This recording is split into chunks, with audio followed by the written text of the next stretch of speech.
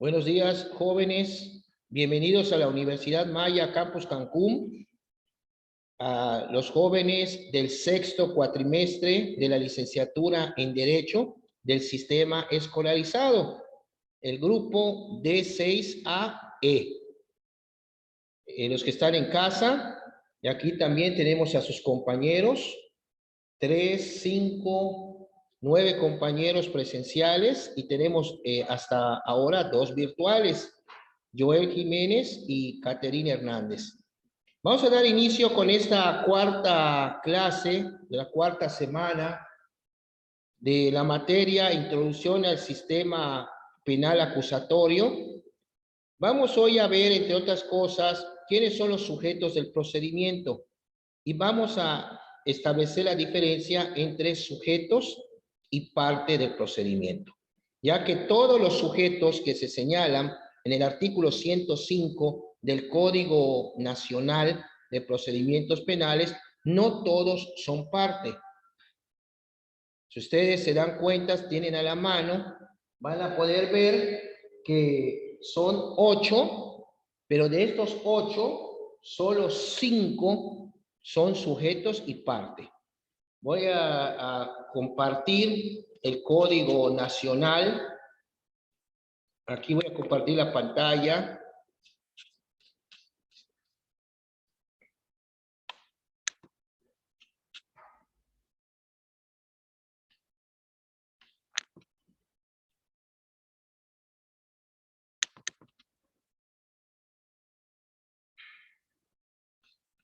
Voy a nada más a...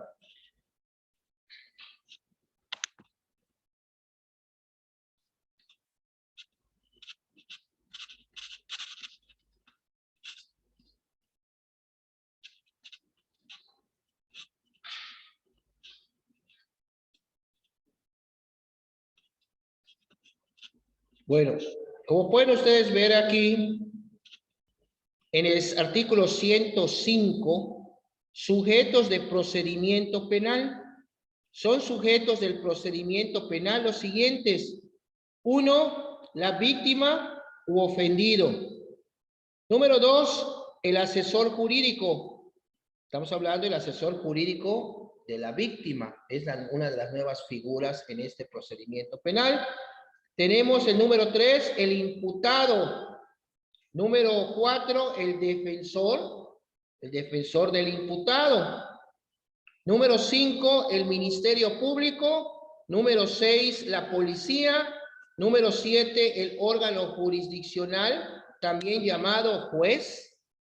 Y por último, número 8, la autoridad de supervisión de medidas cautelares y de la suspensión condicional del proceso.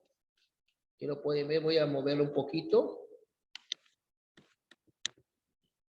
Ahí está. Como pueden ver, tenemos en el artículo 105, 8 sujetos. 8 sujetos. No hay que perder de vista los primeros 5 que ven ustedes ahí. Una vez que termina la relación de estos sujetos, el código hace la observación. Los sujetos del procedimiento que tendrán la calidad de parte en los procedimientos previstos en este código son el imputado y su defensor, el Ministerio Público, la víctima u ofendido y su asesor jurídico. Como pueden ustedes notar, en el artículo 105 serían entonces los primeros 5 sujetos que se relacionan. Entonces, hay que dejar en claro qué es sujeto y qué es parte. Sujeto, pues son todos los que intervienen de una u otra forma, pero los que son las partes en conflicto, podemos decir, son la víctima ofendido, el asesor jurídico de la víctima, que está en el número 2, el imputado, el defensor y el Ministerio Público. Al hablar del defensor, lógicamente estamos hablando del defensor del imputado. Bueno, El 106 nos habla sobre la reserva, sobre la identidad. Menciona que en ningún caso se podrá hacer referencia o comunicar a terceros no legitimados, o sea, que no tienen, digo, que ver nada con el asunto o el procedimiento, la información confidencial relativa a los datos personales de los sujetos del procedimiento penal o de cualquier persona relacionada o mencionada en este. Toda violación al deber de reserva por parte de los servidores públicos será sancionada por la legislación aplicable.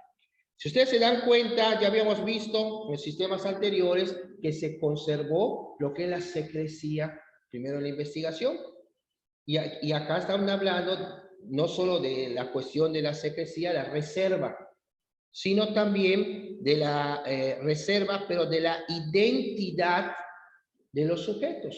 Pues como están las cosas, no vaya a ser que después de declarar nos estén esperando allá afuera, porque ya saben quiénes son. Entonces hay que conservar o hay que mantener bajo reserva la identidad de los sujetos o de alguna persona que tenga relación con el procedimiento penal correspondiente, el que se esté llevando. En los casos de personas sustraídas de la acción de la justicia, o sea, que estén huyendo, se admitirá la publicación de los datos que permitan la identificación del imputado para ejecutar la orden judicial de aprehensión o de comparecencia. O sea, ahí sí hay que poner, se busca o dar sus datos para que la gente lo pueda identificar y se haga más fácil su identificación y su aprehensión, como menciona aquí el código. Aquí hay un principio que es el de probidad. Cuando una persona es proba, quiere decir que es una persona que es digna de fe. O sea, por lo que dice, se le puede creer. Los sujetos del procedimiento que intervengan en calidad de parte, estamos hablando de los primeros 5, deberán conducirse con probidad, o sea, también con honestidad, si lo ven así, evitando los procedimientos dilatorios de carácter formal o cualquier abuso en el ejercicio de las facultades o derechos que este código les concede. El órgano jurisdiccional, llámese juez, procurará que en todo momento se respete la regularidad del procedimiento, el ejercicio de las facultades o derechos en términos de ley y, ¿qué dice al final? Y la buena fe. Bueno, vamos a ver el primer sujeto y parte. Vamos a marcarlo aquí para que quede claro. Y aquí de la lista que tenemos, estos 5, 1, 2, 3, 4, 5,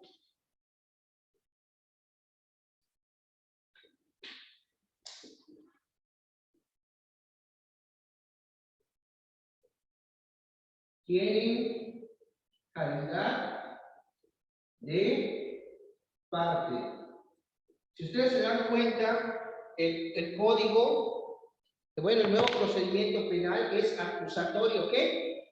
Adversarial. Miren el adversario. Por un lado está la acusación del Ministerio Público, la víctima, el ofendido, el asesor de la víctima. Y del otro lado, el que están acusando, que es el imputado y su defensor.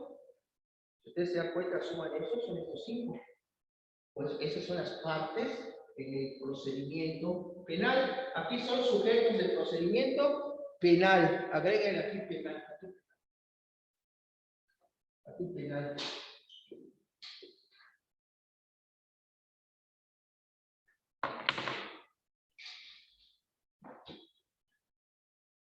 Y ya vieron el principio también la reserva de la identidad, que hay que guardarla, de los sujetos. Aparte, el principio de probidad que debe de prevalecer con todos como mencionan acá, con todos los sujetos que intervengan en el procedimiento. Si ustedes checan en su diccionario la palabra probidad, ¿qué es? Vamos a buscar el término probo, o una persona proba, para que tengan ustedes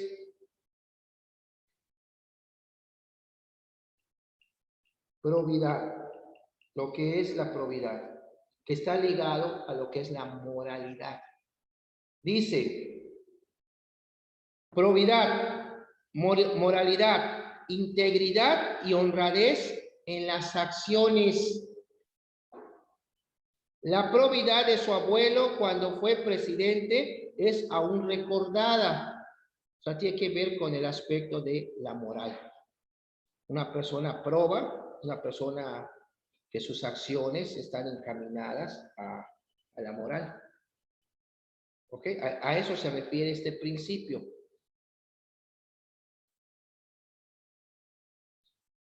Bueno.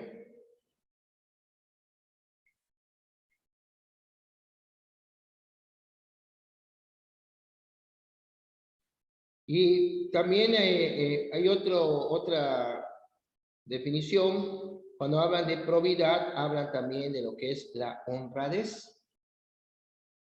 O sea, si ustedes se dan cuenta, cuando ustedes actúan bien, son personas probas. Los de atrás tienen alguna pregunta, están viendo bichitos en la pared. ¿Está entendido esto de los...? Porque ya vamos a empezar a ver al primer sujeto. Primer sujeto y a la vez parte del procedimiento en el artículo 108, que es la víctima u ofendido. Aquí, en este artículo 108, nos establece claramente qué debe de entenderse por víctima y qué debe de entenderse por ofendido, para que puedan ustedes establecer la diferencia. Menciona, para los efectos de este código, se considera víctima del delito al sujeto pasivo que resiente directamente sobre su persona la afectación producida por la conducta delictiva. Esto es la víctima.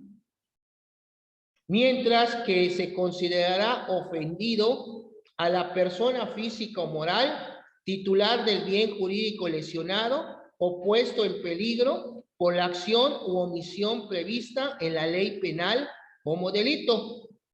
Repito, ofendido a la persona física o moral titular del bien jurídico lesionado o puesto en peligro por la acción u omisión prevista en la ley penal como delito. Un ejemplo, ¿qué sería? En los casos, por ejemplo, se da un homicidio, matan a una mujer, la víctima, ¿quién es? A la que mataron. Y el ofendido, pues es el esposo, y si no hay esposo, pues los hijos, ellos tendrían el carácter ofendido, porque lo dice ahí, el titular del bien jurídico lesionado. En este caso, pues sí, la vida era pero en este caso el ofendido viene siendo, pues, a quien afectaron, al esposo, si no hay esposo, a los hijos. Esos serían los ofendidos. La víctima es el que recibe directamente la afectación Es como, por ejemplo, les prestan o les dan prestado un vehículo y se los roban. Lógicamente, si te quitan a ti el vehículo con violencia y, bueno, pues tú serías la víctima porque a ti te lo robaron. Pero el ofendido sería el dueño del vehículo. ¿Por qué? Porque él es el titular del bien jurídico afectado, que fue su patrimonio. Es muy importante que chequen lo que es el concepto en materia penal de bien jurídico, para efecto de que podamos adentrarnos a la cuestión de lo que es la diferencia entre la víctima y el ofendido. En materia penal se habla del bien jurídico tutelado.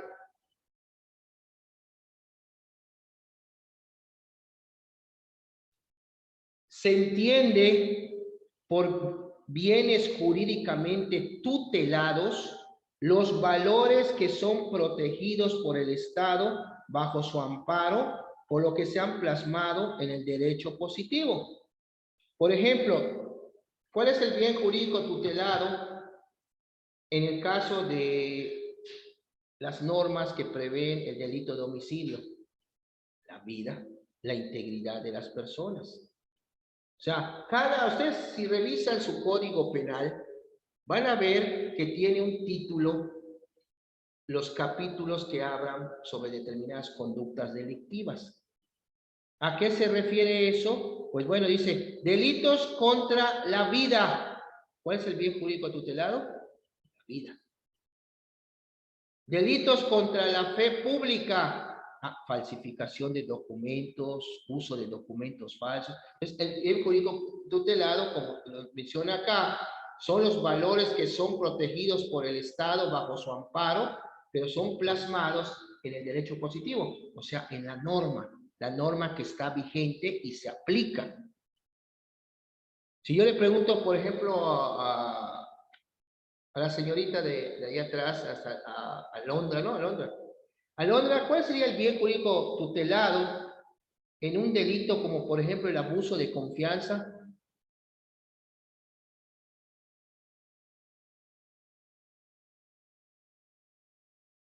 Acuérdate de robo, que es delito. ¿Qué tipo de delito es robo? ¿Delito qué?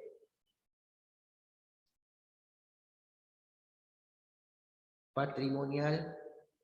Y al hablar de patrimonial, ¿cuál creen que es el bien jurídico tutelado? Patrimonial, ¿cuál es el bien jurídico tutelado?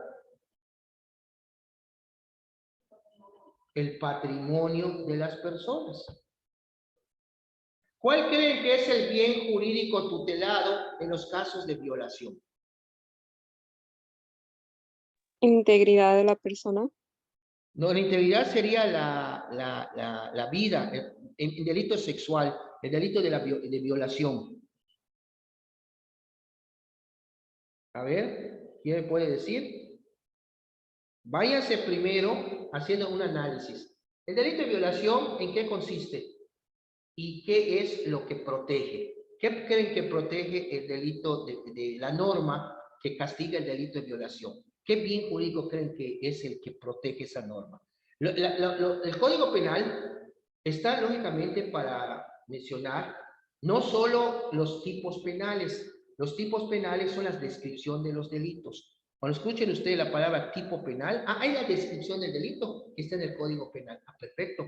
Pero ¿cuál es el bien jurídico tutelado? O sea, ¿qué protege esa norma que sanciona el delito de violación en este caso? En una violación, ¿qué es lo que entra en conflicto? A ver.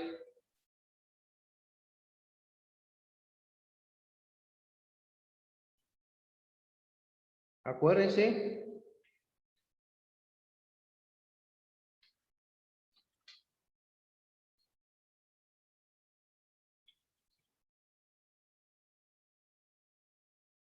En casa también, por favor.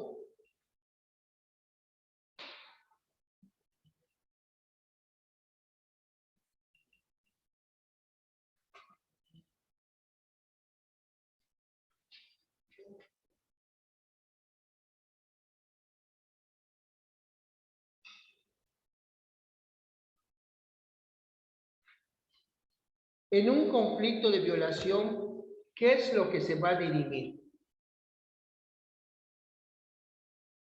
Si vemos el tipo penal de violación, ¿qué dice? Es la cópula o el acto sexual llevado a cabo en contra de qué? De la autorización, si lo quieren ver ustedes, autorización, permiso, consentimiento de la víctima.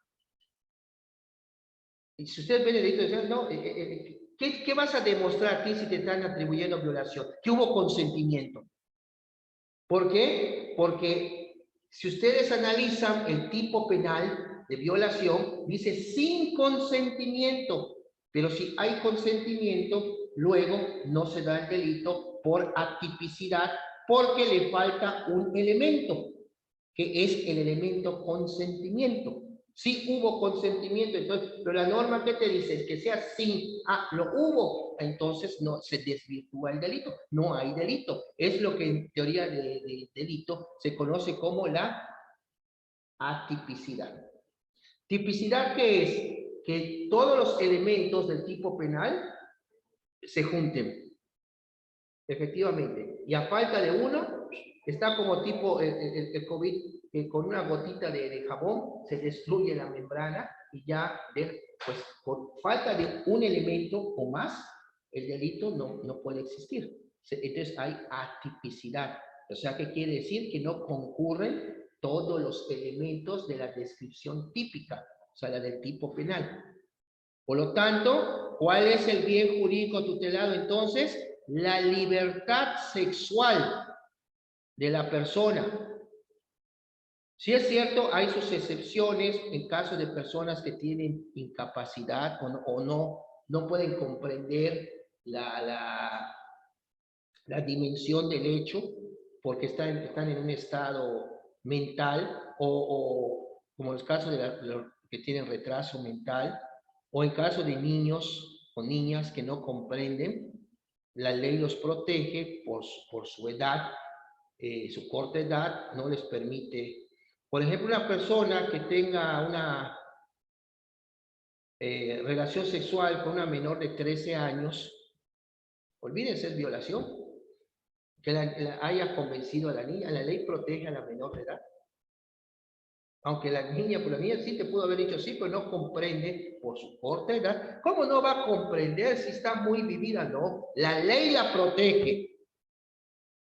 La ley la protege. Bueno, entonces, ¿cuál es el bien jurídico tutelado en los casos de delitos sexuales? La libertad sexual. Y dice, tiene aquí, y el normal psicodesarrollo de la persona. Porque a veces sí es cierto, cuando ha habido violaciones, la persona, como que las cosas no vuelven a quedar como antes.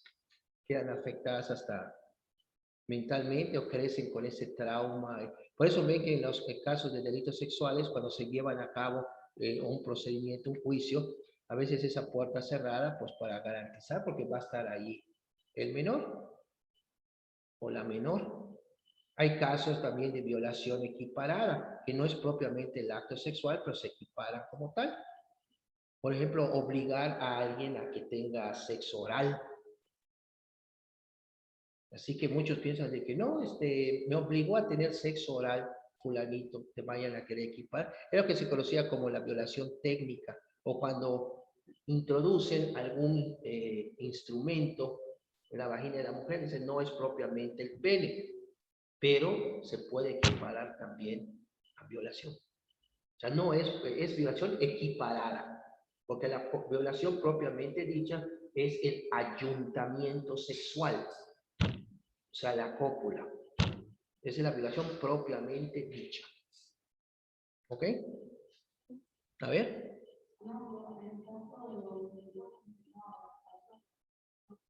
Delitos continuados. Pero pues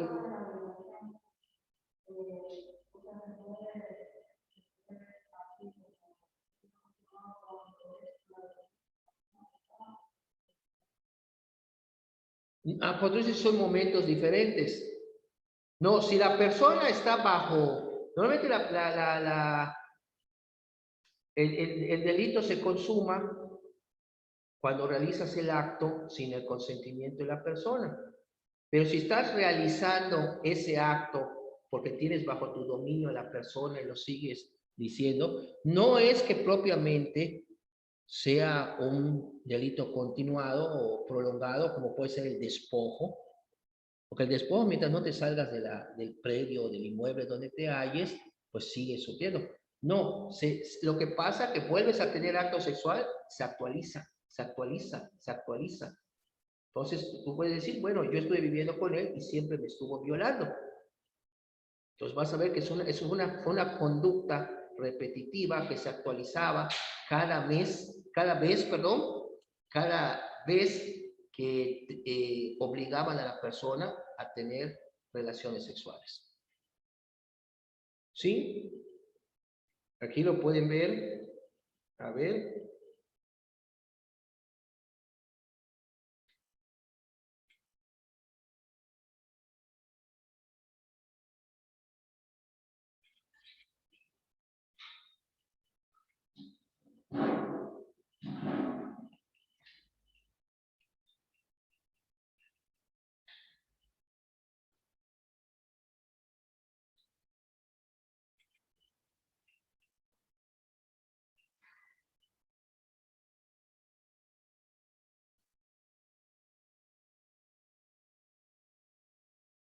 Esta habla aquí sobre la repetición de los actos. No están diciendo que sea la misma conducta. Sí es la misma conducta, pero no en el mismo hecho. Por ejemplo, violaron a la persona, una secuestrada, hace 2 días, y al tercer día lo vuelven a hacer, entonces se va actualizando. A ver.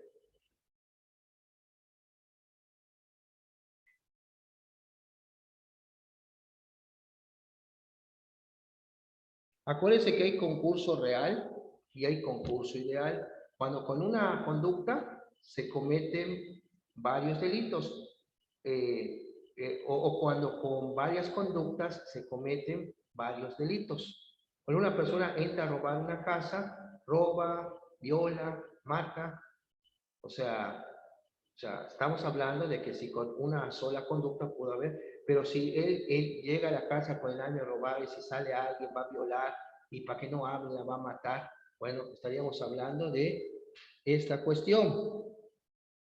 Miren.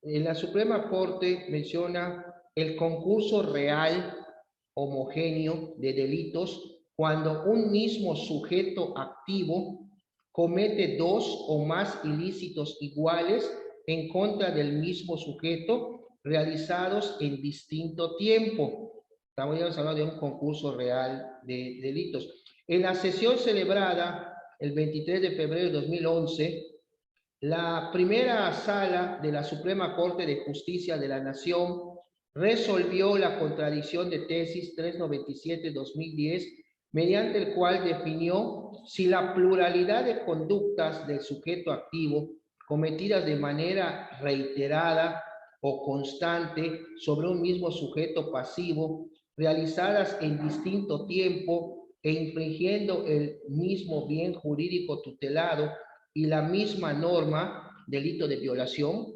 deben ser consideradas como constitutivas de un delito continuado o bien de un concurso real de delitos. ¿Está hablando si es delito continuado o es un concurso real de delitos? Dice, la discrepancia de criterios se generó de lo sustentado por el segundo tribunal colegiado de circuito del Centro Auxiliar de la Cuarta Región del Séptimo Circuito al resolver el juicio de amparo directo número tal en contra de lo sustentado por el primer tribunal colegiado, materia penal y de trabajo del Séptimo Circuito, al resolver los amparos número tal. Dice, en esencia, el tribunal colegiado mencionado, en primer lugar, al resolver el asunto de referencia, manifestó que existe una pluralidad de conductas realizadas en distinto tiempo y encaminadas en toda ocasión a consumar el acto sexual. Cuando el sujeto activo impone la cópula al sujeto pasivo en 2 ocasiones separadas por un periodo de tiempo, por lo que se trataba de delitos independientes y por ende se actualizaba el concurso real homogéneo de delitos. De manera opuesta, el otro tribunal colegiado consideró que no se configura el concurso real de delitos según lo establecido en el artículo número tal del Código Penal de Veracruz, sino la figura del delito continuado, ya que el sujeto activo con unidad de propósito delictivo, esto es, con igual designio delictuoso, ejecutó una pluralidad de conductas de imposición de la cópula en el mismo sujeto o en la misma persona pasiva. Derivado de la oposición de criterios antes descrita, el segundo tribunal colegiado del Centro Auxiliar de la Cuarta Región del Séptimo Circuito denunció ante la Suprema Corte de Justicia la posible contradicción de tesis, por lo que previo cumplimiento de los trámites respectivos se ordenó formar y registrar el expediente por el número 397 estatal, así como turnar los autos a la atención del señor ministro José Ramón Cosío Díaz, a efecto de que formulara el proyecto de resolución correspondiente. Cuando hay tesis que pues un colegiado dice una cosa, otro colegiado dice otro, hay contradicción, esto se denuncia y la Suprema Corte tiene que resolver, bueno, de estos dos criterios, ¿cómo va a quedar? ¿Cuál es el bueno? ¿Ok? Entonces aquí, de esta manera, el señor ministro ponente presentó ante la primera sala de la Suprema Corte de Justicia de la Nación su proyecto de sentencia en el cual propuso resolver el tema planteado bajo el criterio siguiente. Nada más le voy a el encabezado, si no, no vamos a acabar hoy. Violación.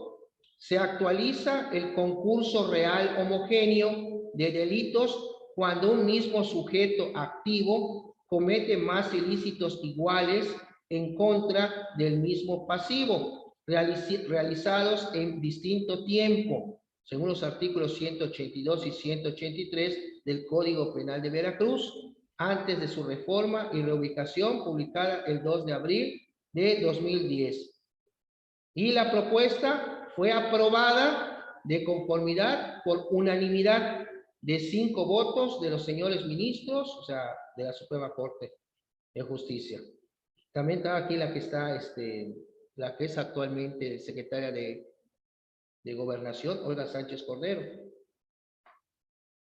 Bueno, y después ya viene aquí toda la explicación. O sea, como tú mencionaste, tenía la duda que si la persona viola a una persona que tiene bajo su dominio, pues es un delito continuado. Y dice, no, que es un concurso real, como mencionan acá.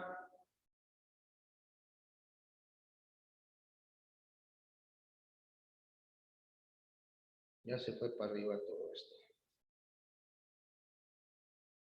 Concurso real homogéneo, porque se está viendo, el concurso real con una persona comete, con varias conductas, comete varios delitos. Aquí está cometiendo el mismo delito. No tiene que decir que si una persona con una pluralidad de conductas comete una pluralidad de delitos, pues estaríamos parecido a esto, porque la conducta la vuelve a cometer y está cometiendo si podríamos decir el mismo delito, pero no es un delito continuado, según la Suprema Corte de Justicia en esta situación.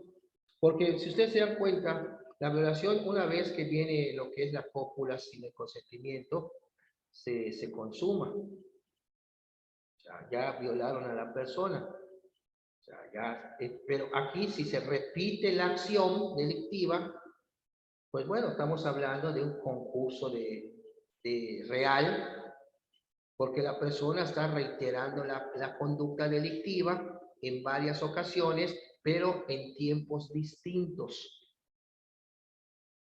Y esto no es lo mismo como un despojo. Un despojo, tú te introduces a un inmueble que no es tuyo y resulta ser de que no te sales y estás surtiendo efectos porque estás allá adentro. Pero ya una vez que te retiras, pues ya deja de surtir efectos este delito de despojo.